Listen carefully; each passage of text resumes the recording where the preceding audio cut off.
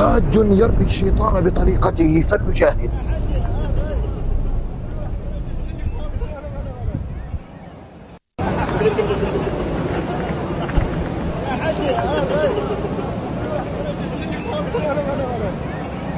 حياكم الله أحبابي الكرام، بارك الله بكم. إذا وصلك هذا المقطع صل على رسول الله صلى الله عليه وسلم. هل عمل هذا الحاج جائز في الشريعة؟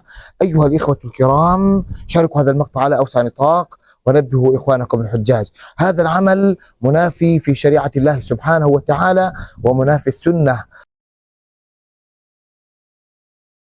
قال الله سبحانه وتعالى: وما آتاكم الرسول فخذوه وما نهاكم عنه. بدل هذا العمل أيها الإخوة الكرام في رمي الجمرات الرمي على الشيطان، يرمي السنة أن ترمي ب7 حصيات كما أمرنا النبي صلى الله عليه وسلم.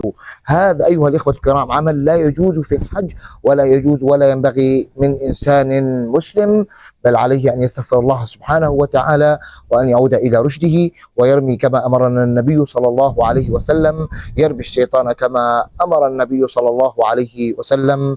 أحبكم بالله، صالح الشيخ يوسف. السلام عليكم ورحمة الله.